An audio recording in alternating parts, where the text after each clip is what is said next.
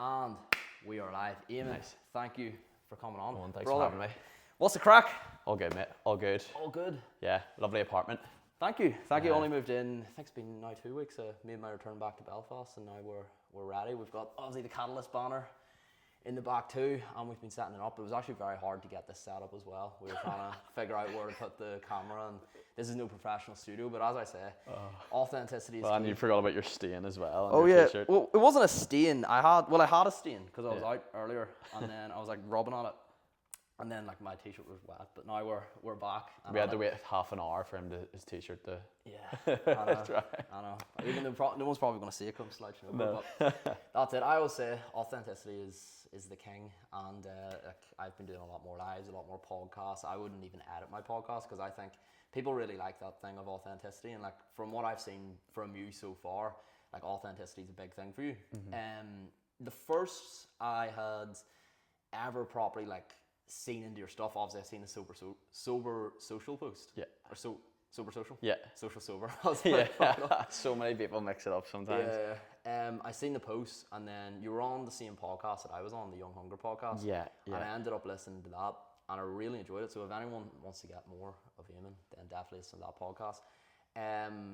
But yeah, you were talking about like setting up sober social, doing all of that, and obviously I invited you onto the event, and I was actually looking through one of your old posts, and it was just about your childhood, growing up, what led you to getting here. And that's actually something that we haven't even talked about it today, and that's something that I actually want to know a lot more about. And I think people love to see the person behind the brand, because you have the brand, which is great, but like in today's damn world, for trust, like why do people go to the groups? Because they see you, they trust you, and I imagine they like you as well, at least most Hope people so. are. Yeah. Like, so like how was your childhood growing up? I was really like lucky. I've got a fantastic family growing up, and mates. You know, they were brilliant. But definitely when I was really like young, primary school and early secondary school, definitely struggled because I had autism. And I think, especially back then, autism. I think you hear it and people immediately think of this like guy like with a like can't really socialize, or you know, doesn't like eye contact. Might be really, really smart at one thing or good at one thing, and that's all they're good for. So yeah, I really struggled with making friends when I was younger, just because it didn't come naturally to me. And I did hate eye contact. I hated all my foods had to be separate. I just didn't know, there isn't like a playbook of this is how you socialize, you know, step by step. So for me, it was just like trial and error, and like it is for everyone. But I just really struggled with social cues. So like a good example I can give is like if me and you were talking in a group of 5 and everyone's talking, I wouldn't know when it's my turn to speak. You know, that like cue of time, okay, now you come in. I wouldn't know when to speak. So I would just not say anything at all. So really found that, you know, quite difficult growing up. And not saying like, oh, my childhood was bad. I loved it, but I did it because I didn't know anything different. But definitely going into secondary school, I definitely felt a wee bit like, yeah, like that I knew I was different. And a big thing for me being able to break that barrier was sport, like playing football, playing Gaelic, because I could communicate with other people my age without having to talk. It was just by running about a football pitch, and like if you're on a team with someone and you put in a hard tackle, like regardless of what you say, they just give you a hug. And for me, that was massive. So that's how I made most of my friends. And from that gave me the base to then work on, because they've already sort of accepted me. Then I feel more comfortable trying to figure out how to work on how to talk, how to communicate properly, what to say, what's not right to say. You know, I've had so many instances when you're younger, you know, when you think back and you're just like, oh, I cringe myself so much because I said that thing. But yeah. And a big thing for me when I was growing up is my parents weren't afraid to get support. I think I see it a lot of like, it's not that it's taboo, but you don't almost want to admit that your child maybe has something, especially with autism. But with autism, the more support you get, the easier you find it to break into society. And then you become, it's a lot easier to manage, and people might not know you're autistic. So yeah. That's my story from growing up. And I'm just also, obviously with the brand, with Sober Social, you know, I'm trying to a mission there, but I'm also as well trying to fly the flag for neurodivergent people who are, you know, maybe to show them you don't have to be ashamed about something about your past, but about a diagnosis, to actually sort of lean into it, because that's a strength. Like, I view autism as my superpower, and I always knew I was different and I couldn't understand why, so wee things would annoy me, and it wasn't until my mum and dad told me when I was 11 that I had autism, and it was like oh my god, that makes so much sense now. And from there I was able to be like reverse engineer everything and be like, well, if I get annoyed of this, it's because this happened, because I'm autistic, rather than sort of shying away that, oh, we got autism. It's like, accept it and work from there, like what works for you. So yeah, I want to be able to share that to more people. Yeah, I love that, because a lot of people, they don't actually mention those things, and you'll find that, like, just because you're neurodivergent, like, that's not actually going to stop you from doing those things. And as you said, use it as your superpower, because it's what makes you you. Yeah. And I'd imagine if you didn't actually have that growing up, or if you weren't the way you were growing up, then you wouldn't actually know if you'd end up where you are right now. Yeah. And that you'd be as relatable, and you would actually have as many people then, like, understand, oh my god, Eamon has been through similar things to me. I might be a bit nervous, I might be a bit awkward at these social events, but sure, Eamon was the exact same, and look, he's flipping one running it. Yeah, so I think that's, for me, it was like that helped me massively for setting up Sober Social. I was like, okay, picture myself, you know, especially when I wasn't as confident, like, what would really help me socialize with people? So every event we have, there's always some activity and not in, you know, it doesn't have to be fitness related, but there's always something that everyone can come to, and it's like, no, we're focusing on this. And then it's like a task that you're doing, whether that be running a quiz, whether it be yoga, a hike, and you're doing something, like, that's the mission. And from that breaks the ice, and that helps you then conversations build from there. It's not like I just say, okay, we're all going to cafe and then sit down and talk. Like, that for me makes my, like, if I was to think of, you know, autistic Eamon, like, he would hate that. But if you got autistic Eamon and say, right, we're doing a 5K, and then we're doing a smoothie after the 5K, I just end up running, and you would end up just breaking that barrier, and your conversation would start from there. So I definitely think that's helped me have a good insight of what it's like. I want, you know, the most nervous person ever, or someone who doesn't think they're that socially able to be able to come to it. I want to break down as many barriers as possible, and I think that wouldn't have happened unless I, you know, had that sort of growing up that you were trying to get out of me. I didn't even realize that until you asked me that question. So, like, I really appreciate that, because sometimes I get a bit, I'm like, oh, I don't want to talk about myself too much, but it's actually really, I'd never ever thought about it like that. So yeah, thank you. No bar. And I do think it's so important, like, the person behind the brand, because at the end of the day, like, anyone can start up something, but, like, if you don't know the person, if you don't know them inside and out, if you don't know that they've actually been through the same stuff as you, and there's no relatability, it's going to be very hard for people to go. So that's why I actually think, like, doing this and, like, actually long form, as I said, authenticity, it's so important. Yeah. And also being man enough to actually be vulnerable, because a lot of people wouldn't want to put that out in social media. Or what if someone makes fun of me? What if someone says something? What do you think? Obviously, you found out at 11. Your parents told you then, and, like, up until that point, you're obviously playing sports before 11, but up until that point, you found it hard to socialize. Sports was really good for you because it would give you that activity, and then after that, you would actually already be seeped in. Yeah. What do you feel, and even for people that aren't autistic but just find it hard to socialize, what made you a lot better at socializing? Because, like, you are fucking incredible at socializing. Yeah. Massive thing for me. So sport was one thing, but then I actually found outside of sport, I reverted back to being, like, really, like, shy, because I wasn't in that environment. And I was quite in my shell until I started. For me, see, if you can work in hospitality, it is so I started working in a bar when I was 18, and I worked in bars and restaurants all the way up until I was 21, so about 3 years.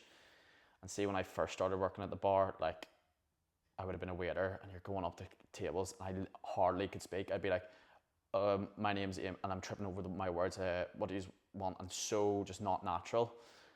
And because then you're maybe serving 40, 50 to, like, 100 people a day. if you're working that for 3 years, you have served so many people, and every person you serve is just a rep of you're introducing, you're taking charge, you're leading, your eye contact, you're practicing speaking. A big incentive for waiters and barmen is to get a tip, so you're trying to make them laugh, you're trying to compliment them. So it was, for me, it completely brought me out of my shell, and it was just like, didn't matter if they were like who was talking to me, I was just trying to be as charismatic as possible, and really giving out good energy. And loads of times people just sort of don't say a lot back to you, but sometimes if you give out energy, people just reciprocate it back, and that gives you like a wee boost. And that, I took that from working in the hospitality, then just in everyday life, of just like, when I meet people, I'm asking questions about them. There's a really good thing Chris Williams said about inverse charisma. So you've charisma, which is like, oh, you find someone really interesting, but inverse charisma is when this person makes you feel interesting, and that's what I try to aim to be. I love, and I'm not just doing it because to sort of manipulate them, but I love asking questions about people. I love asking why they do stuff, how did they get here, you know, what they did before, what makes them tick. Like that gets me going. So I try to practice that in every day in life. So for anyone who is, and it's maybe not the best advice, but definitely if you're younger, say if you're 18 to 20, you don't have a full-time job yet, and you're maybe in uni, or you have more free time, see if you can work in a coffee shop or like a bar, a restaurant. Do that, because you're just meeting people all over and over again, and it's probably one of the best skills that you can work on. That I don't think you can't go to the gym and train that, but you can in a way. But the best way is, how can I meet as many people as possible and just practice that skill over and over again? And that for me is hospitality. So yeah, I think it's the best job. I think it's the best minimum wage job that you can get that will pay you back tenfold over your lifetime. Yeah, no, that's incredible. Like, it's those small micro wins, because people will see you right now and they'll be like, oh my God, look at Eamon posting these videos, him speaking to his phone, look at him going on a podcast for a full 60 minutes. Yeah. How is he able to do this? I can't even hold a conversation with a stranger for a few minutes. But like, if you basically make it a lot smaller than it looks. So imagine I showed you a massive map. You would be like, oh my God, I'm so overwhelmed. Like, you were in Spain, a new city in Spain, you've seen a massive map, you'd be like, oh my God, I don't know what direction to go. I don't know how I'm going to go to point A to point B. But if I instead whipped out my phone, I put on the GPS, it doesn't show you the map, it shows you just the next turn. Yeah. And that's all you need to know is the next turn. So if you want to be the most confident version of yourself, it's not, oh my God, how do I become like Eamon? How do I become like Owen? How do I become extremely confident? Even though, like, I wouldn't really say I'm extremely confident. Like, it's a case of like, you just do it anyway. But just look at the next turn. Just focus on the next turn. So what's the next thing I can do that's like slightly out there? Can I get a job at this place? And then every single day you're showing up, every single day you're speaking to new people, you're learning about different people. Like, all of it, you're just gathering data, which is then going to in turn build you. What I think you do really well, so for people who maybe are already in a full-time job and they don't have time to obviously work in a coffee shop or something, is what I think you do is really well is like, see if you're going to a coffee shop, if the barista's serving you, ask them a question, like just practice like speaking to people. And it's in like a great quote, it's like, you need to be able to like flirt with the world. Like, everyone you see, you should be, you know what I mean? Like, being positive and good energy. And I know you can't be that all the time, but if you are someone who is a wee bit more nervous or shy, it's like, just every interaction you have, you need to like, just ask a question, and you'll get loads of times you won't get much back, but sometimes you will. And a question, that conversation might last 30 seconds, or that conversation might last 5 minutes, but the fact that you've started it for you is like a mini win. And I would be saying to people, it's like, go and talk. For step one, if you're talking about that next turn, I'd be like, right, you have to go and speak to a stranger, one stranger a day, that's it. And maybe take a day off on a Sunday or whatever, give yourself that day off if you want to. But that thing is really like, you can't just switch on being confident or being social. It's like a rolling, you need to be doing it consistently.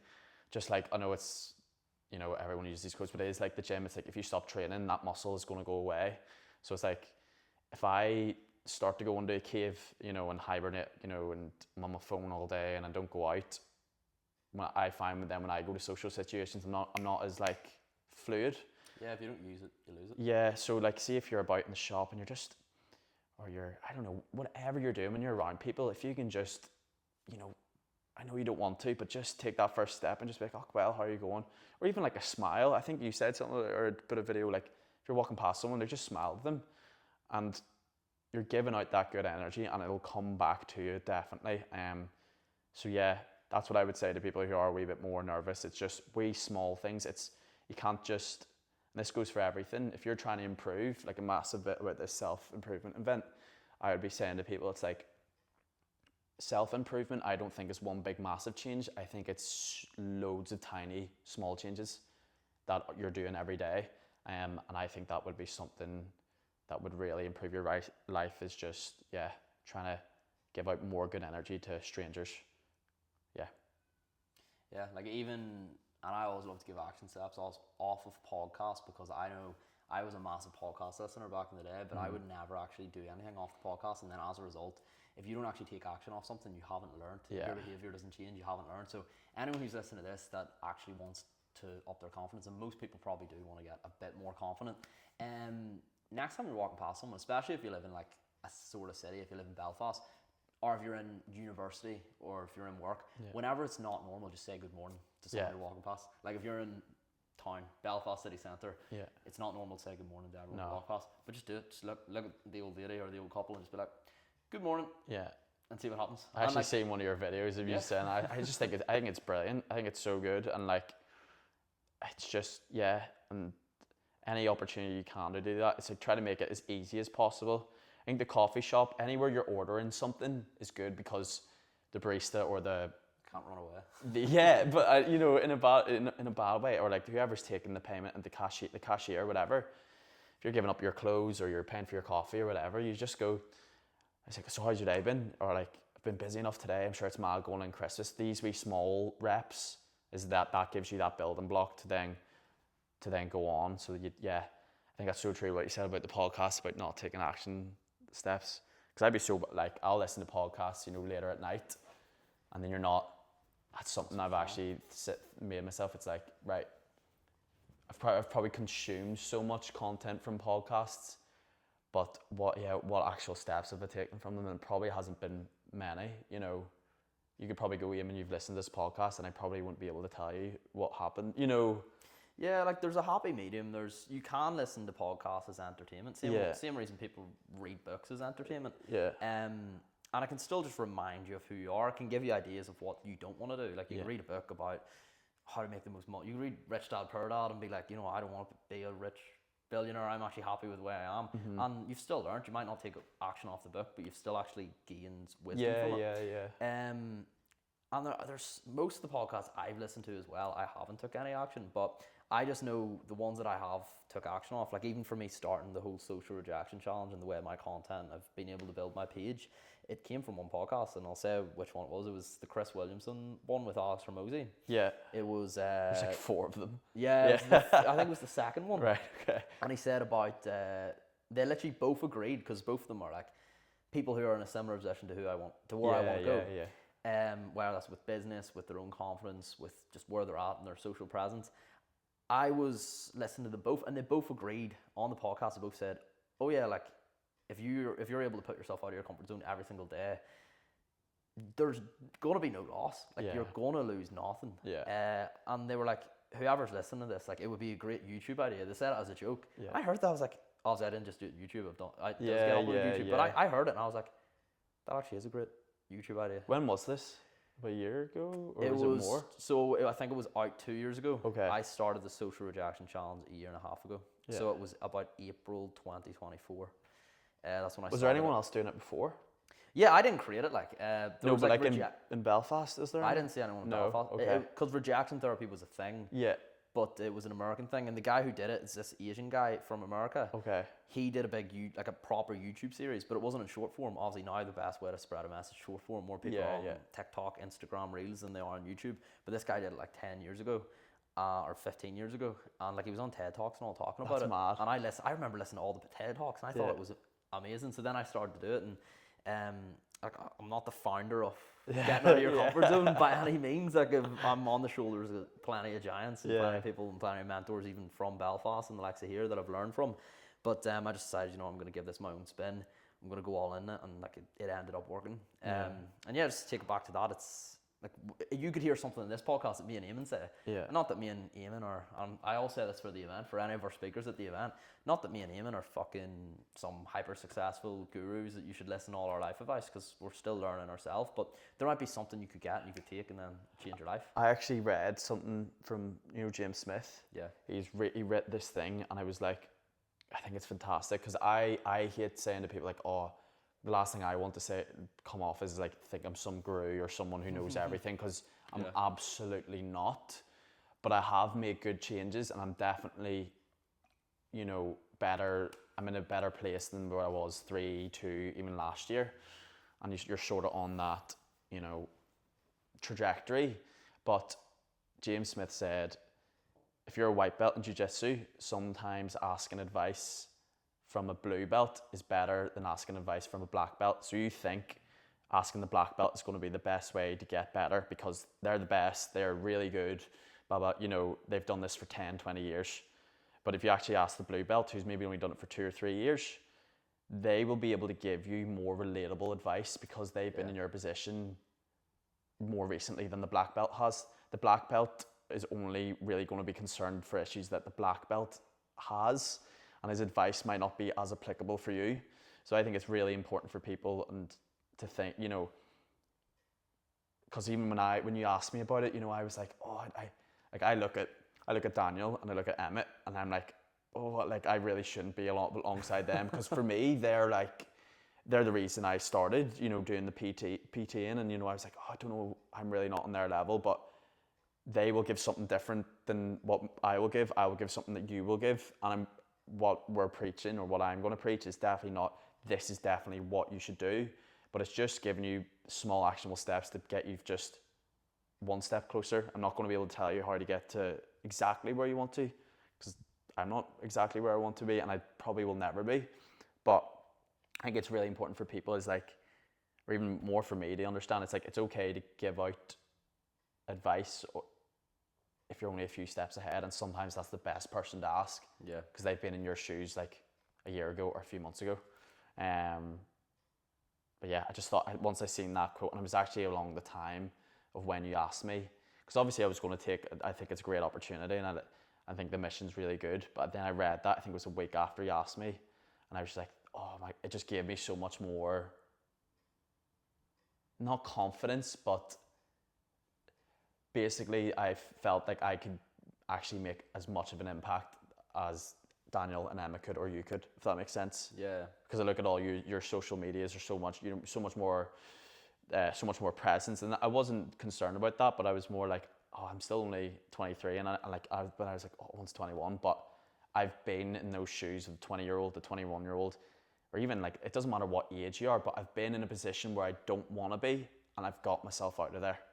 So that's what I will be able to talk about, and that might be for someone who's doesn't want anything to do with fitness. That could be someone who's maybe, in a relationship they don't want to be. Like I've been there. I've been in a relationship I don't want to be, and I've got out of it. I've been in a job that I didn't want to be, and I've got out of it. I've just been in a mental space, definitely, that I didn't want to be. Like I was on antidepressants for nearly 2 years, and I've got out of that. So, and every skill, it's the same skill set for each one, if that makes sense. Yeah. No, that's incredible. And the same goes for me. Like I've learned, I'll admit, and I think it's very important to actually admit who you learn from, because other people will be like, oh, I don't want to say I've learned from people, or people have taught me these things because they want to look like the Messiah, or I'm the one with all the answers. But I've learned so much from the likes of Dorgan. I've learned so much from Emmett. And there was times I didn't believe in myself, but there's been things that they said to me that actually gave me the belief. Or not even gave me the belief, but it just made me know, okay, if I take this action, I'm going to get to this point. I'm going to get to this level. I'm going to be able to do this.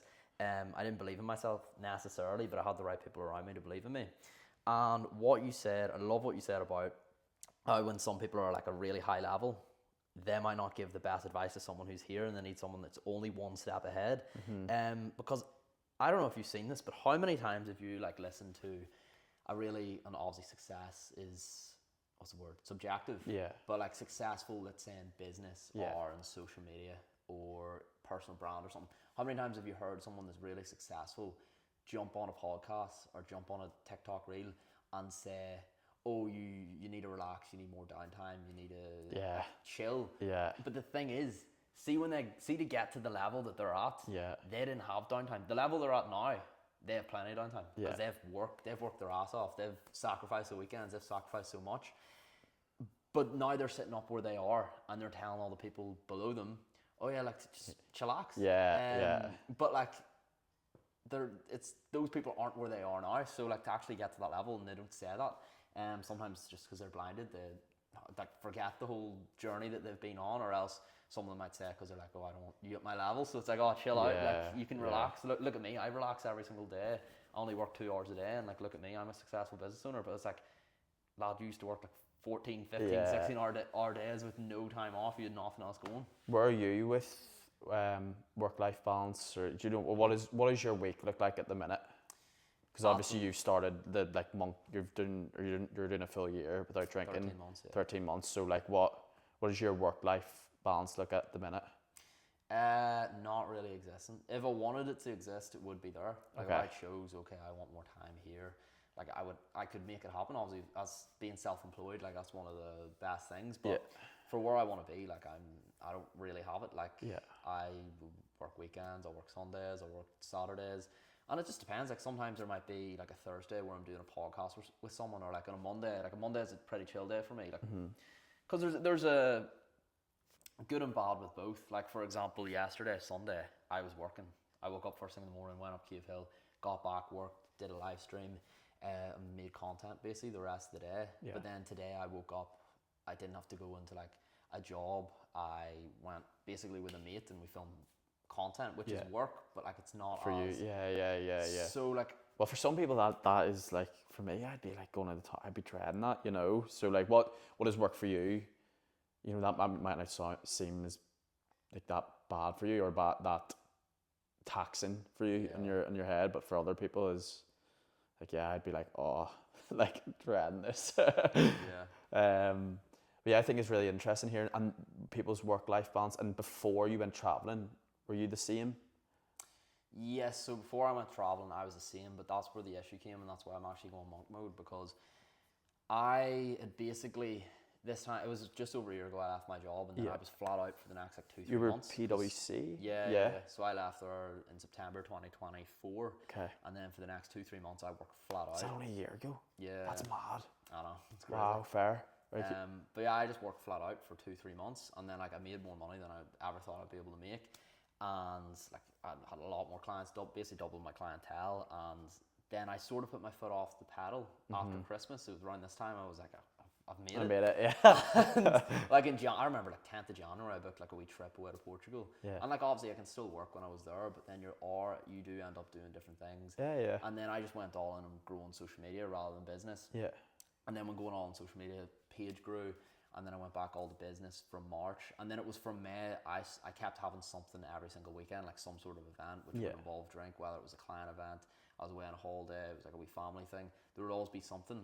Yeah. And then obviously I travelled from September, and then it was the travelling. Whenever I was out travelling, I just realised, okay, travelling's well and good, but I was almost like, I felt like I was in a rocket ship, and then I just parked up the rocket ship, and I was like, why? Yeah. So that's why I'm committing to actually staying in one location, staying here, working flat out, so I can actually get to the level I want, and then it just gives me something to go towards. And like I'm okay sacrificing. I said this to my mental performance coach too, and like we had this conversation. Like I'm okay sacrificing a year at 21 of weekends, of drink, of whatever everyone else is doing, till I get all my 30s back, or to do what I want to do, and like just really be proud of myself. Like, do you think that'll happen? Like if you, in terms of like, or do you, like, because what you're telling me is you work so much. Do you think at 30 you'll be able to, do you know what I mean, like switch off again? Yeah, so that's what you find. You find a lot, like from what I've studied and what I've seen, like a lot of people then get to 30 and that's where they start to implement like work-life balance. Okay. And then they'll start focusing on relationships and families. So yeah, it'll just be another challenge, but it's like, right, I'll face that challenge when it comes. But like, there's plenty of ways to skin a cat. Yeah. There's so many different ways you can do it. Like, it's not like you can't have a relationship while doing it. It's not like you can't do your hobbies while doing it. It's just, but as long as you go to bed, you're proud of yourself. Yeah. And proud of what you've done for the day, proud of your work, proud of your downtime. The people around you, you're taking care of them, and you're having the impact that you want. I think that's job done. What about creativity with the workload? Or do you find if you're working every day, then your creative spark starts to go, or not? Or not really. Like, okay. I find it just comes randomly and naturally. Like, That's I could good. be walking up Cave Hill. I was walking back from Cave Hill, and then I got an idea about a post. Yeah. And then before I went to bed, I got another idea about a post. So it randomly comes. Yeah. When it comes, best thing I would say for like even anyone listening to this, when the ideas are, do it. Yeah. So like if you do content, let's say you get like a really idea you're passionate about, and you're like, oh my god, I have a message I want to say. Say it when the idea comes. That's why these podcasts are good, because ideas come up and then we say it as soon as we think it. Whereas if you're like, right, I'm going to script out this idea, I'm going to sit down, I'm going to go to somewhere that looks nice, set up a nice background, then you get in the camera and then you can't say anything. Yeah. Like, oh my god, I feel. Whereas if you just turn the phone around and you just say how you feel, I find there's a lot more emotion in it. Yeah, because the emotion passes.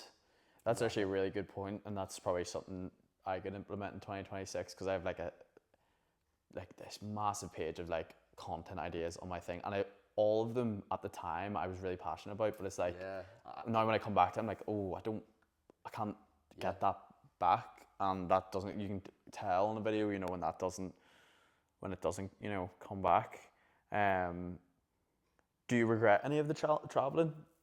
No, I definitely don't regret it, because I've been there, I've done it, I've met a lot of people. I did enjoy it, but I also just at the time I was like, right, I did want to work. Like, I will admit, it's probably not healthy, but like we all do things that aren't healthy. I'll admit, probably one of my biggest unhealthiest things I do is probably work too much. And like, at least I'm aware of it. I'm okay with it. I've had that conversation with different mentors around like, well, anyone who's got to the level that I want to get to has had that exact thing. Yeah. So I'm not like an anomaly that, I'm just going to avoid it and get the same level as them. Yeah. Because then it's like, I'm so entitled, I'm going to get to this level while also doing what is this level? That's a good question. I would love to still do what I'm doing now and have the impact that I'm doing now, but just have it on a wider scale. So in the fact that the events are bigger, the events are going different places, and like, for example, I'll go into town some days and people will come up to me and like tell me how I've impacted them. Yeah. Like, I would love that to happen a lot of different places, and not just for me. I have actual clients who some of them post content, and they're having the same feeling, or they don't post content but the results have went out, and like they'll have people come up to them and tell them, and I love actually being able to be like that. My client has been able to face that too. Yeah. So I want like a team of people who also like get that feeling. Got you. Because it's the most rewarding feeling ever. Like the last 2 years, like what I felt in terms of like the sort of business success or social media success, not that I'm really successful, but like it's such a great feeling having an impact on someone else that it does become addicting. So like if I'm addicted, I'm addicted. So yeah, I would say like the level I want to be is like just hosting events like this, having Dialed In, be in a really good state where like we're impacting people on a deeper level, not just with the fitness and the training and nutrition. Because obviously that's where we all start. That's where I started. I started with fitness, with getting myself in shape, fix your body first, and then that goes into everything else. So I want to be able, and I've even had now recent clients come who are already in shape. Yeah. But they're actually they're looking like the mindset help or social media help. Who was it who went to Johnny? Johnny, So because he did he do PT with Resolute Minds? So he has two. He still gets coached by Resolute Minds. So he has the fitness side of that there. That's class. And the addiction and the recovery side there. Yeah. And then I help him with social media and the mindset. So that, and like same with me, I have different mentors for a lot of different things. So how long have you had the mental performance coach? Me? Only like, for me personally, only 2 months, but I've had mental performance coach taking calls with my clients for the last 6 months. Class. Yeah, so just over 6 months. And how are you finding, how many calls is it with them? One a week or one a month or? No, it's only typically it's every, obviously with travel we changed it up, but it's every month and a half or else 2 months. Because then he comes back in and then everyone's actually ready. I find sometimes. No, I'm talking about for you. Oh, for me, every 2 weeks. I'll have every 2 weeks. Sit down. Yeah. And are you finding like good like return on investment, or do you know what I mean, like good from Yeah, it? like I find, see, if there's something I'm not doing, if I put money behind it, I'm gonna do it. Yeah. So like for example, I have a fitness coach. Yeah. He's like a big bodybuilder, and he helps me with that. Yeah. And then I've got like a mental performance coach Yeah. who helps me with that mental performance side, and then also gives direction in business. And then I've got people who help me with business, and then the social media side of it as well. Got you. And I find by just having people In your corner, sort of. yeah, people in your corner. Like if you look at a big company, you're gonna have a board of directors, and each person specializes in one side, and they don't make the decisions, but they advise. So like that's sort of what I get, and I find it like it works so well, because then I have a one problem, I know who to go to. For a different problem, I know where to go to. And I find you can't learn, you can't teach anyone what they already think they know. Yeah. So like I've just came to the level that I've just accepted I know nothing. Yeah. So I'm just gonna pay a bunch of people to teach me, and then when you put the money behind it, it forces you to do it. Like like when I first grew in social media, I was paying like a lot of money for someone to help me with content, someone to edit my content, and then in return that kept me accountable to actually doing it. So like that's what really helped me too. Yeah, I think that's like such a good point, even for people who are looking like to go to this, is like that you pay. It's not like by you saying that you're telling people you're so far off the finished product. Do you know what I mean? You use people like for help, for trying to make you improve. Like I think it's such a, it's, you know, vulnerable in some way of being like, look, I need help. You know, I'm not the perfect picture, and I think it's, even for me to hear that, I think that's really, like for me, that's really good. You know, I probably took the foot off the gas, probably not improvement wise, but like for me, I probably the one thing, like I don't have 4 coaches, but you know, I went to therapy there for 8 weeks, did 8 sessions in a row, and it was 1 a week every week, and that forced me for those 2 months every month. So for those 2 months, it's like for an hour of each week, you're going in and you're talking about stuff that's in your head. You know, that's not like it was super bad stuff, but it was amazing. It was so good, like just to have that accountability to, and you come out of that thing learning 2 or 3 things about yourself. Like even for me, hearing you say that, you know, that's good. Probably for going into 2026, you know, I need to look at more mentors and stuff. And with the, are you okay talking with about some of the mental performance stuff? Yeah. Like, so like what are you like this week, or what was the last call about? Is there anything you can think about? Yeah, no, I'll be open and honest. Being honest, so I'll tell you the second last call. So obviously it's every 2 weeks, so not the last call, the second last call. That was the one where we basically like figured out what I wanted, because I think as a business owner or someone who like wants to perform at a high level, especially when you're doing so many things, and everyone who listens to this, you're probably doing so many things at one time. You might be taking care of your family, you have to walk your dog, you have to work, you have to feed yourself, you have so many different things going, and you can get caught in the weeds. So we just sat down, and like the call, I thought it was going to be a lot more complicated, like a lot more systems, a lot more different things, but a lot of times it's just conversation, and it's just like I'll give an example. So like he asked me like, what's number 1 priority right now? Yeah. And obviously most people will know what to say, they'll have a go-to answer, and I was like, oh, like growing my business. And he was like, oh, is it? And then I was like, yeah. And then we had a conversation. I was like, yeah, it's just I've been like drinking like each weekend, and I feel like that gets in the way. And he was like, okay, like what's the benefit of drinking? And then he asked me again, he said, what's the number 1 priority right now? Yeah. And I was like, business. And then he was like, and what's the number 1 priority going into 2026? And I was like, growing the business, because I've got a mission I want to serve. And then he said,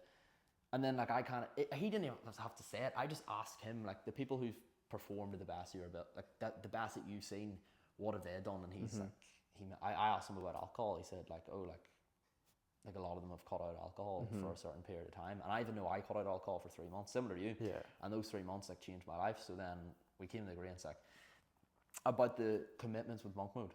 Yeah. And it was so simple. It was like, right, find one apartment to work from rather than work in different places. No drink, focusing on all these different things.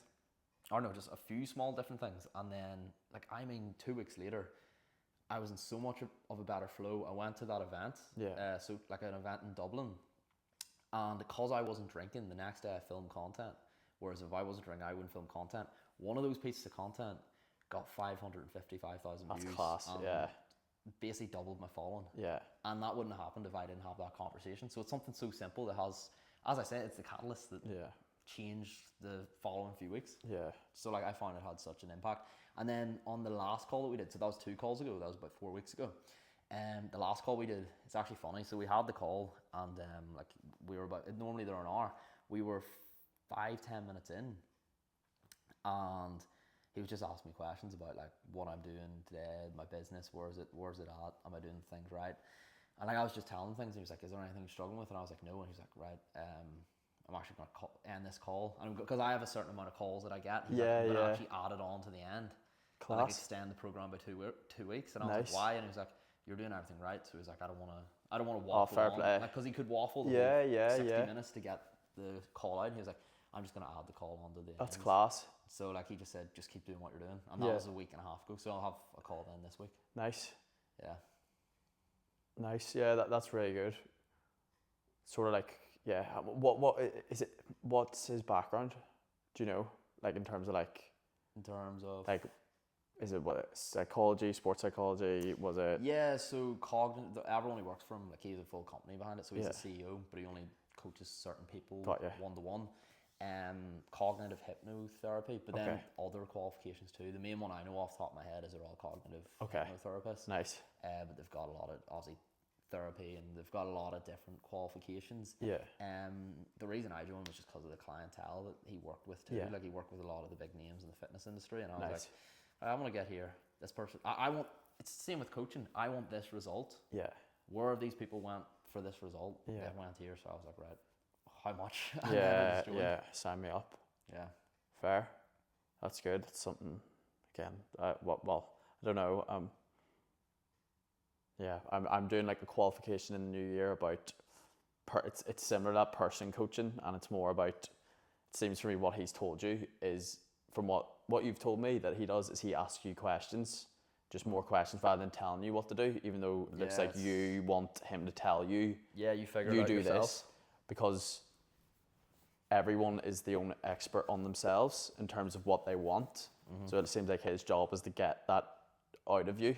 And that's like a qualification I'm doing in the new year. It takes like 6 months, but it's sort of where I want to pivot from, sort of similar to you, where it's like started at PTing, but now it's like, even when I'm counting the reps and stuff, like I'm going into autopilot mode, you know, when I give them the exercise, but it's when they put the weights down and they were talking in the rest, that's when I'm like, I'm there. And that's when I actually feel like I'm making the impact, because I'm asking about stuff outside of work, you know, even stuff with their diet. It's like if people don't follow their diet, it's never because they're lazy. It's always down to another issue, like an emotional attachment to food, you know, and then that stems from something. So it's like trying to work out, asking questions there. And I feel like I've got a good intuition to get there, but I just want this qualifications to give me the proper skill set to be able to get that out of people.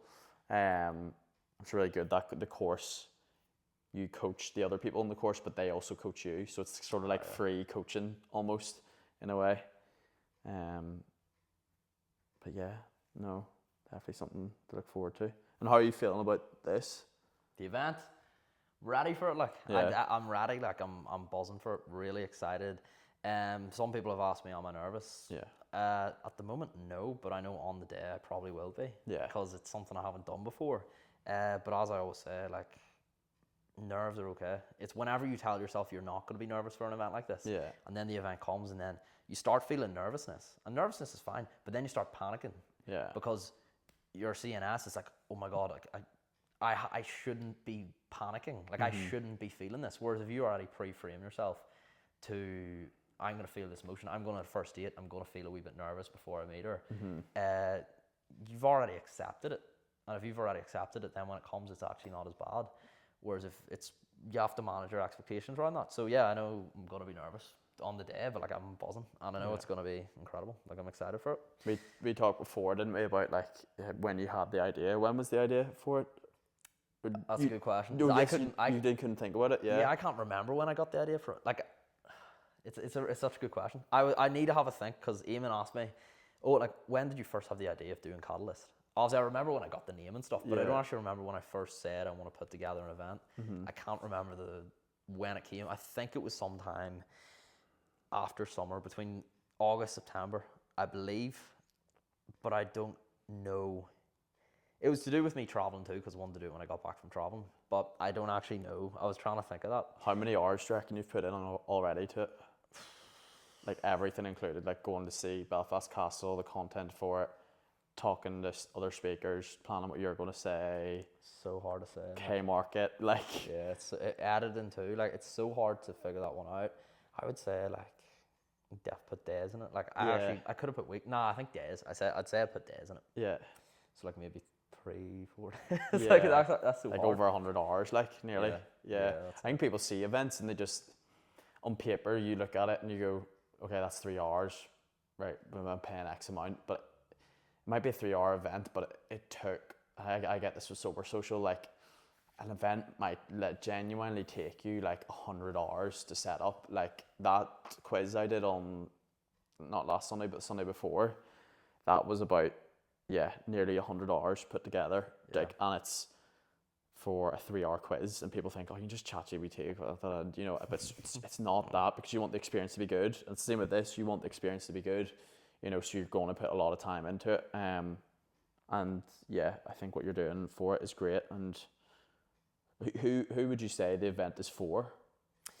The event is for anyone from like 18 to 35 who just wants that next level. They want to bounce up, and whether that is with like their fitness side of it. By the way, it's not going to be like, I've been to events like this where obviously we're all coaches. It's not a fat loss event, so we're not going to come on stage and tell you need to get in a calorie deficit. I've been to events like that before, but no, it's not a fat loss event. It is a self-growth event. So anyone who wants to grow, whether that's in business, whether that's getting to the next stage in business, whether that's with their mindset, whether that's with in their job, in their career, in their personal development, or they might just be in a friend group that they're just don't really relate to, and they actually want to go to an event like this and actually be at a table. And the whole name behind it, Catalyst, I want it to be something that happens on that day. I want that to be the catalyst that changes someone's life. So whether they go to the event and they get the idea in their head that, oh my God, I want to run an event like this, or oh my God, I want to change my career, or they're talking to someone that like does this and they give them an idea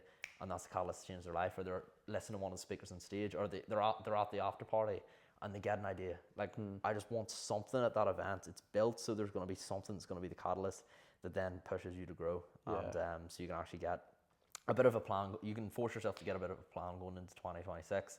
You can meet like-minded people and then again get a bit of inspiration from us who's speaking on stage. Not that we are gurus that know all the answers, but it's just to give you a bit of an idea. I think I remember when you were talking to me about it, you were like, and I think it's fantastic, is you said like they're going to come away with an action plan. Like I've been to events like this before, and on the day, and their class, they're so good and you come away like so fired up, and you're like, yes, let's go, blah blah blah. But that fire does go away. I think you need the 1, 2, 3. Simple as that. You need 1, 2, 3. What am I doing after this? And I think some events before miss out on that, and it is so inspiring. But it's like what, like you said earlier in the podcast, it's like if you actually don't take action, it's like nothing's changed. Yeah. So I think walking away, the best thing, and it might just not even be 3 things. It might just be one thing, and like that one thing might like change your life. You know, so I hope as many people come to it as possible. Like it's not my event or anything, but I'm speaking on it, and it would be really cool to see like as many people there, because when I was about 20, none of this was going on, especially about, you know, people who are not that older than me. You know, it wasn't happening, and if I had seen that, I'd be on there straight away. So yeah, I do remember like whenever I was like 19 or 18, I was into self-improvement, and there was one person running similar events like this. Yeah. The only person I could see was Tom Smith, but Tom Smith is like twice my age. Yeah. You know what I mean? Yeah, so like that's why I was almost like, right, we need one for we need one where it's not just Tom. I love Tom, but Tom's the type of guy. He is the guru. Yeah. He is the guy with all the answers. He is the Messiah. Yeah. I don't want to come on and pretend to be a Messiah. Or maybe he is the Messiah. I don't know. I've been to his event. Dear. But like, I want an event where it's not just me. There's other people. Each person provides their own value. And some people might listen to a full speech of someone. They might not get anything. Yeah. But that's okay, because you might get something from the next person. Or you might get something from someone on your table. Yeah. And that's like the important thing. So yeah, I only really seen Tom Smith. I know he ran like mentor events, but I think that was more business focused too. And it's like one of those things, if you look at him, and you know, you'd be like, for me anyway, I'd be like you're so far away from me that I don't know if you can relate to me. Yeah. You know, rather I would like to be able to think that like I would be able to relate to that person who's maybe just out of uni, doesn't really know what to do. Yeah. Their life, like you said, sort of is looking to get out of old habits, like bad habits, or maybe just their lifestyle. They know they should be doing something else, but they just need that sort of kick up the arse or that support almost, you know. And I think that's probably the best help that you can get. So hopefully we can help people in those situations. And then like Emmett and Daniel, like they're definitely We both learned so much off them. Yeah, I mean I haven't met them before, but we were in a group chat and I sent something in. Like when I qualified as a PT, I replied, and I never do this by the way, I replied to Emmett's story because do you ever get you're watching something and you might find it funny but you don't actually laugh? Like if you're on your own, you're just like, you might silently chuckle. Yeah. But he put something out in a story or something, I actually like fully laughed out loud, which isn't like mad, but I was like, oh fuck it, I'm gonna text him that. I was like, you've actually made me laugh. And he replied to me, and because he replied, then I sent him a message saying, it was the likes of like you and Daniel Dorgan that were the people that inspired me to get my PT qualification, and that was 2 years ago. And then when no one asked me to do this, and I found out that was like a massive full circle that they were both going to be speaking at it as well. So like again, that's something, you know, hopefully that I can inspire people with, because again, that was only 2 years ago. Like, do you know what I mean? That's really not that long, you know. But yeah, so I wanted to thank you for being able, you know, asking me to do it, because this will be, you know, I'll remember this for the rest of my life, you know, and it's a massive, you know, not step mark, but you know, it's a big step for me, and I'm really looking forward to it. Yeah, huge milestone, like. Yeah, that was the word I was looking for, milestone. Yeah. I was like, stepping stone? Nah, it's not stepping stone. Yeah. No, I'm the same. Like I learned so much from like the likes of Emmett. We were in the same mentorship, and I remember him being on stage telling people. And you can listen to me and Emmett's I've actually done podcasts with both Daniel and Emmett as well. So if you're listening to this, you can go listen to their stuff if you want to hear what they're about. But for example, Emmett, I remember he was on stage telling the people that were sitting in the audience, like, you just need to follow what you're told, and you'll get to my level. Like I was sitting here last year, he was saying, and then 6 months later, I was doing the same thing, and I was actually on stage speaking to people at the same mentorship. Yeah. Dorgan learned so much from him, and like he coached me, and he there was like times he would use me as like a great example, which really inspired me. Yeah.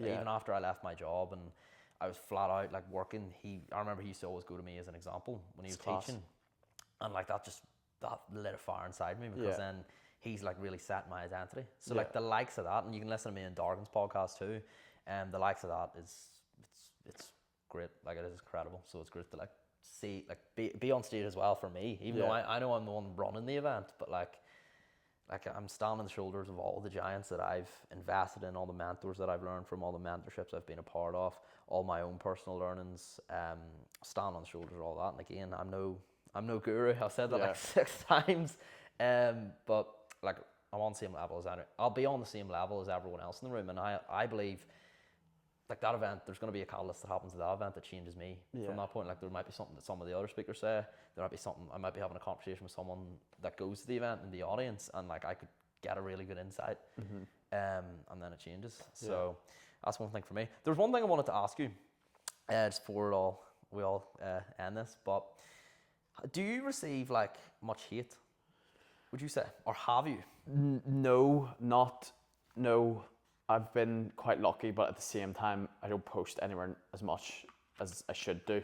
Do you know what I mean? And so I don't get hate that I know of. You know, people might talk behind my back, and look, you know, that happens regardless. If you do something or if you don't do something, people just talk behind your back, and like, that's it.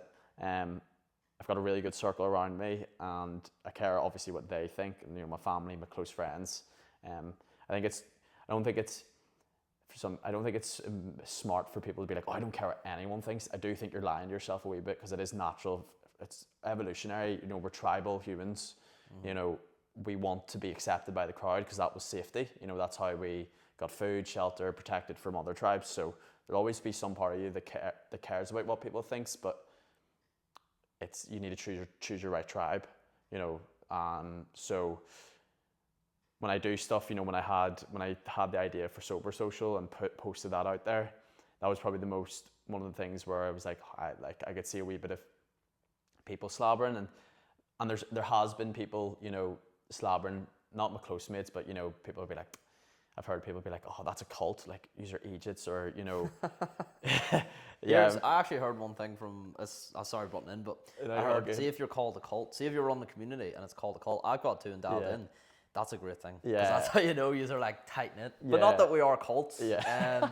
It's just people see people that are really good friends that aren't like family, or they aren't actually friends. And it's like, well, what is that? It's community. Like, yeah. What's the difference? A cult and community, like, if you look I know, yeah.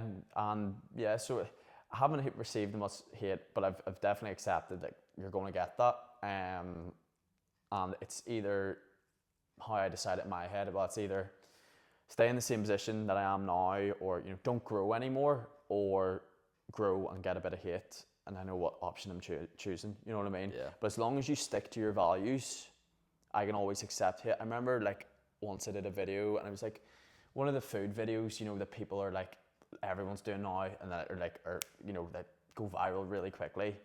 And like, it wasn't even that bad, but I just remember I made it and I posted it, and I was like, that isn't me. Mm-hmm. I eat the same thing every day, and it's so plain. Like I told you, I'm autistic. I just like the same food and everything separate.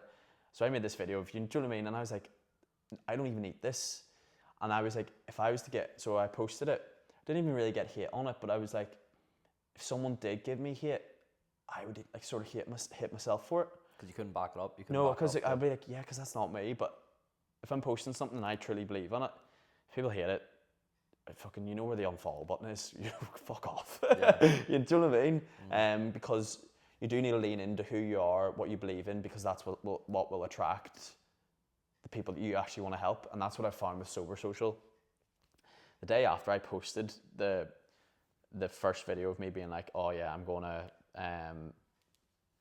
do this on Sunday, people come if you want to. The next day I was like cringing myself, because I was like, oh, like, what if no one shows up? And I honestly considered taking down the post. But what I found with that idea is everyone that's came to the event is so sound, because it takes that type of person. Even the name will put off dickheads. Sober Social, oh, fuck off. Sober. do you know what I mean? Yeah. It automatically repels a few people. And a lot of people are willing to come to the event fully as themselves, where they can't hide behind drink, and they're doing an activity and they have to talk to strangers. You know, dickheads get found out really, really quickly. And I've been really lucky. I've had very, very, very few of them. Very few? Really, like... So you had some? We won't get it. Nothing bad's happened, but, you know, but 99% of the people are so spot on. Mm-hmm. And I have made so many good friends from it. And people... Not that you're friendly with, but actually I would genuinely call them my friend, and I love speaking to them because I find them so interesting. There's so many people that come that have their own businesses that have maybe went through something, you know, quite hard. Like there's a guy that came, his name's Ben. Just started his PT page, but he was in a car crash 2 years ago, I think, and he couldn't walk after, and now he comes to the run clubs. There's a guy who's starting his own tech company, and like these such interesting people, and you don't need to be like that. But the type of people that we attract are people that are interesting, but also interested in other people. So to go from your question of, I went on a tangent there, of your question of if I get hate, is I don't get a lot of it at the minute, but in the game that we're in, you're going to get some. And you have to be okay with it. And advice to anyone who's thinking of starting posting content or anything, you're going to get it, but just stick to your values. Because then you can, as you can say, you can back it up. You know, you can argue with yourself in your head. If they make a point, they might have a fair criticism, but if it's something that you believe in, then you'll be able to sleep at night. Yeah. Oh, that's class. Do you get a lot of hate? I'm sure you do. Do you think I do? Yeah. Like, I would even check your comments the odd time, and then like, you can just, no, not even your comments, the videos you post where you've like screenshotted people's comments. I think they're brilliant, because you're making them look like a dick as well. You know, I think it's so funny. But again, your trade-off is you're going to get comments and people calling you that, but you're growing, you're following like exponentially. And from that, you're going to be able to get 20, 30 clients of people you will make such a big impact for. Yeah. So I'm sure in your head, you can be like, it's worth it. Do you know what I mean? Yeah. And you believe in, you know, in putting yourself out there outside your comfort zone and trying to make a positive impact on people's lives. So, and if I was in your position, I would be sweet with it as well. But you know, if I was looking at you and you were just doing the videos in town, yeah, if you were just doing for attention, and then no one feels sympathy as well if that happens to you, because you're like, oh, you're just this dick. Yeah, you're just trying to get views and stuff. Then I would be a bit more like, I wouldn't do it. But the fact you're doing it to almost, it's like a funnel to get people in, so you can actually help them, not in like a bad way, businessy way oh, I'm just looking money. Like you said before, you're trying to impact people, and for you, this is the way of you'll attract people being like, how does he do that? And then you'll look on your page and be like, oh, he's a coach. And then you'll show, oh, he's actually helped the XYZ person. So I think what you're doing, by doing that, you'll be able to help loads of people. And also you give people a laugh. Like I said, my mum liked your video. Do you know what I mean? Like you might get hate, but you're giving my mum will probably watch your video and really liked it, you know? So yes, you get dickheads on the internet, but you also get lovely people who just like it and just love what you're doing. So yeah, hate comes with it, deal with it, and as long as you're doing something good with it, you'll be fine. Yeah, and like a few coaches actually listen to this podcast too. I always say, or even people on social media, you want to be Marmite, because if you're not Marmite, and what is Marmite? It's like you either love or hate Marmite. Yeah. You know, you don't want to be sitting in the middle, sitting on the fence. You want people either on this side of the fence or the other side of the fence, because if they're sitting on the fence, they're like, oh, I don't really know him, don't really know what he's about. Whereas like, right, I hate this guy. He like agitates me. Yeah. Or else, oh my God, this guy's like, I really enjoy what he does. Like he's an inspiration. And that's what I found. Like it's like Marmite in a way. Yeah, and as well, when some people say like, oh, I hate this guy, it's never. They don't think you're real. They probably see something. People probably see you posting online and are jealous a wee bit if they don't have that confidence. Do you know what I mean? Like. Hate always, like, and everyone knows this, it reflects more on the person themselves rather than you know, and it's just maybe something triggers that with them because it's something they can't do, but yeah, you're going to get it, like, To be honest, I was a wee bit annoyed, so also I have phases where I just focus on business and then just focus on following. Right now I'm in a phase where I focus on following. Yeah. And then building that up and really making great content. Not that I don't make great content when I focus on business, but it's more like coaching orientated. I actually found there over summer when I was just focusing on business, the hate stopped. People stopped hating on me, and it actually kind of annoyed me. I was like, where's the haters at? Yeah. And then as soon as my page starts growing again, the haters come in. Like hate is just a sign of growth. Yeah. Like it's part of the contract. And those people, like, you need to look at them with a bit of sympathy too, because like, or not even sympathy, just look at it. I always say seek to understand before you seek to be understood. Yeah. So understand from their perspective. Got you. If I was scrolling on social media and this random guy's going about my local city and asking people for hugs, and he's getting thousands of likes and hundreds of thousands. Oh, their phone. He's getting hundreds of thousands of views. Like, of course, you're gonna be like, "What the fuck's this guy doing? Like, what a fruit!" As people say, you know what I mean? It's like, what is he at? Yeah. But then a lot of people have said like, yeah, I went traveling, and then there was a guy from Belfast, and like he knew me from my content. Yeah. He was like, I actually thought you were a dickhead. Yeah. Like when I first met you, and then like I've got to know you, and you're actually like a nice guy. Sound, yeah. It's just people haven't got to know you, so you need to just see it from their under. They don't know you, and some people will know you, and they'll still hate you. And at that point, it's like, right, it's their own problem. Like if they still do. How do you deal with it? I got it really bad. I don't want to open up too much on the podcast, but like I've actually had clients receiving my hate. They've been on nights out. I've actually had multiple times where my clients have been out and they've been on my page, so people know they're associated with me. And they've actually been like maybe started on the group setting. Whoa, like it's mad. That's not on. Like that's so not on. It's one of those ones where even I feel like if you were there, maybe it wouldn't have even happened. Like, that's wild. Like it's mad. But like it's not like if any clients listen to this, don't get scared. It's happened twice. It's happened twice. It's happened 2 times. Like, over the 2 years that I've coached, but it's happened 2 times where, and these are people that are like, they're always on my page, they're always going to all the events, they're like really close to me too, and there's different people that have problems with me. They're just like, oh, like, kind of slapping, but this is just really a specific situation. And it's one of those, it's like you don't have a problem if it's you, but it's as soon as it comes on to someone else, Yeah. that's where it's like, hold on here, that's really not on. Like, They know where I am. Like it's not like I'm hiding anywhere. yeah. Like I post my apartment. I post his like address is I practically post every week where I'm gonna be. I'm like, oh, we're doing a hike here this time. And they've got my Instagram. I reply to all messages. Like they can text me. Just no text problem, me. but they don't send any messages. But it's always been drinks involved. Like both times. Drink has been involved, and it's like very specific scenarios. That's shite to hear, mate. Yeah. And then I've got like one bad hating person. That was really it. Like we move on from there. Yeah, I know you rarely get it in person. Yeah. What happened to the one in person?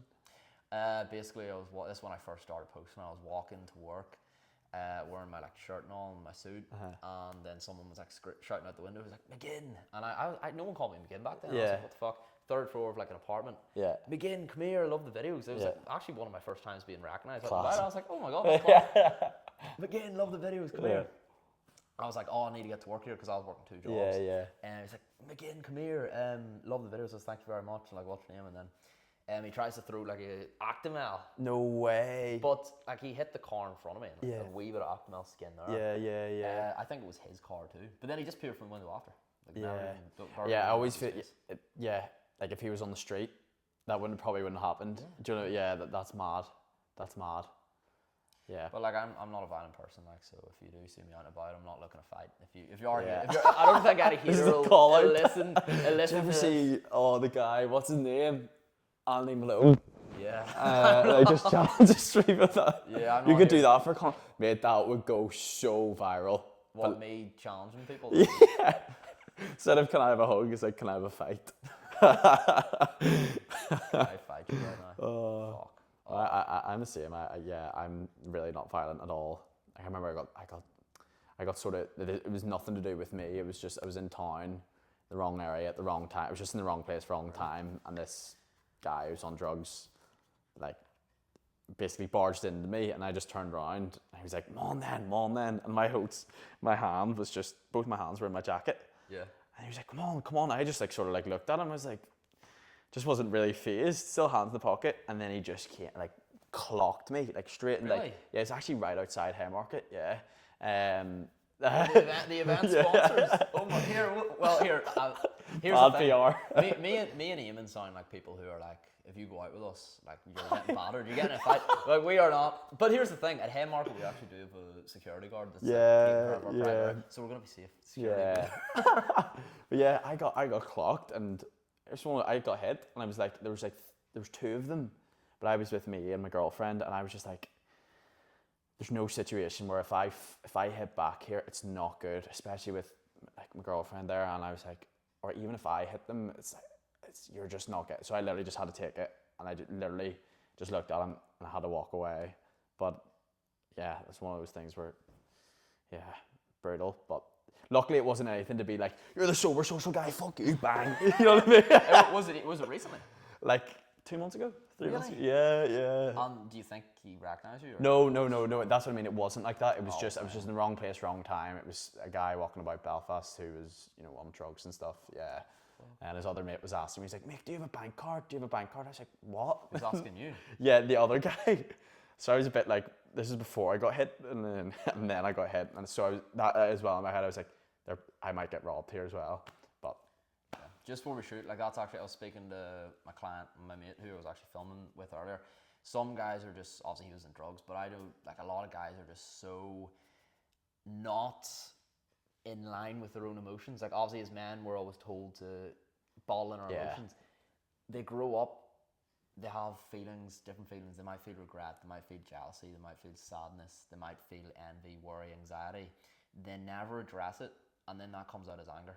And that's why a lot of lads, like a lot of people listen to this, they know lads, they go on a night out and they're just looking to fight. Yeah. And that's because they're just so upset and so angry within themselves. Yeah. But it's not even anger, it's all these other emotions that have been bottled up that then just turns into anger. Because the only emotion that's actually kind of accepted and kind of like looked up upon as anger in a man. It's like, oh, he's angry, like don't fucking mess with him. That's the sort of that's the only like masculine emotion that's okay. That's alright to show. Whereas the rest are like, don't do it. That's because even when you say, like, I went through, and I'm not proud to say it, like, but, you know, when I was 19, I wasn't looking for fights, but when we were going night out, you know, if one thing happened, I was more than happy to jump in, you know, and it, like, when I look at that period of my time, my day-to-day life was not good. Like, I had a lot of stuff going on that was bottling up, avoiding, as soon as I get drink into me. Didn't become angry, but it was like, it was a way for me to deal with stuff, you know. Yeah. I think it's actually, that's the first time I heard that, and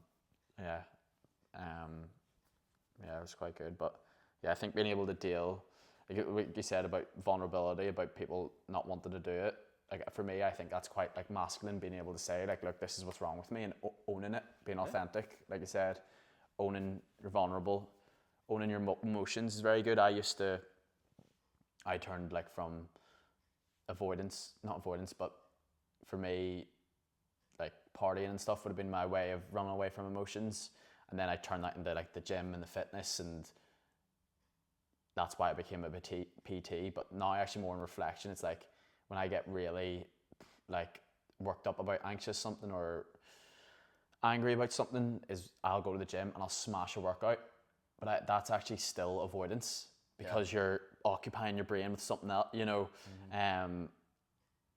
So I actually think, like, being able to, obviously going to the gym is better than drinking, but one of the hardest things to do, especially as a man, is like just actually sit with the feeling and be like, oh fuck, like what am I feeling here? Why?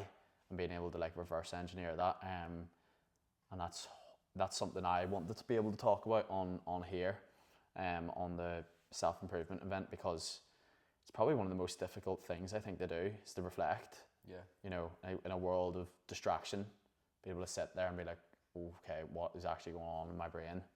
Yeah, it's a really hard skill, and something I'm still working on, like, but yeah. Interesting. No, I love, so at the event, I know you're going to talk about like the lonely chapter, how to get out of that, that's like the main thing, but so like you'll go into sort of that phase of your life, and like how you yourself were able to deal with those emotions. Yeah. And that's what I love, because at the end of the day, you're up there to tell a story. Like, you can go up there and tell all these facts and show all these studies and say all these motivational quotes, but no one's going to listen. People love a good story. That's how you actually learn. You listen to someone else's story, and then you can apply that to your life with how relatable it is. Is that your phone? My phone again, yeah. It's time for me to coaching. I'm going to shoot up the podcast anyway, but Eamon, thank you so much for coming on. Thanks for having me. Love that chat there. It's been great. Catalyst, where Eamon will be speaking, I'll be speaking, Daniel and Emmett and Leah too. You can listen to me and Leah. Haven't done a podcast, but we probably actually will before the event. Daniel and Emmett, if you want to listen to their podcasts, on my page. And if you want to go to Catalyst, the link will be in the show notes below. And yeah, anything else? Do you have any sober social events coming up that you want to plug? You've got Christmas Eve one, don't you? Christmas Eve dip, yeah. So 10 a.m. dip. It's a free event, and it's more just to get people in good buzz for going into Christmas. But January, I'm going to be. That's at 10 a.m. 10 a.m. I'm not going home till later on. It'll be. Oh, it's class. We went in a few weeks ago, and it was the buzz you get for the day is class. But then January, I'm going to be launching something big for Sober Social, but I don't want to. I don't want to put it out yet. Yeah. So yeah, that'll be in the new year. Great timing for people who want to do dry January. Yeah. Same with your coaching. You know, January's a big year. But yeah, no, dip on Christmas Eve, and then any of the stuff about the events or upcoming announcements will be on the Sober Social page. So I think it's at Sober Social, then the wee underscore. So yeah, Owen, thanks for having me on. No bar. There is one more thing, but I'm gonna leave you here while I do it. But Eamon, there is, I don't know if you've listened to this podcast before, but we've got some sort of closing tradition. Right. And I always ask the guests, I always say, what time is it? Okay. And there's like an answer. But it depends if you can actually get it. I'll give you a few guesses. So if I were to ask you, Eamon, what time is it, what would you say? I know what you want me to say. I don't know if I'm going to say it. Like, you know what it is. Yeah. Is it? It's like just the way we always end these. Is it your saying? It's one of the sayings. One of your sayings. Is it time to dial in? It is. It is. Fuck's sake, mate. Oh. I always want to make the guests uncomfortable. And they have to say it directly to the camera. Okay. It's time to dial in. There you go. How'd you like that? Beautiful. That was amazing. That was great. Right, thank you guys. Also, great. the catalyst is coming. That's the new quote. I've got too many. The catalyst is coming, and it's time to die. I thought it was just dialed it. Oh, I suppose dialed into the company. Yeah, it's just my company, that's the notion. But yeah, It's podcast time to people, we're dial going to go. Me and Eamon are going to have a bit of crack, and Eamon's going to go to coach. Bye.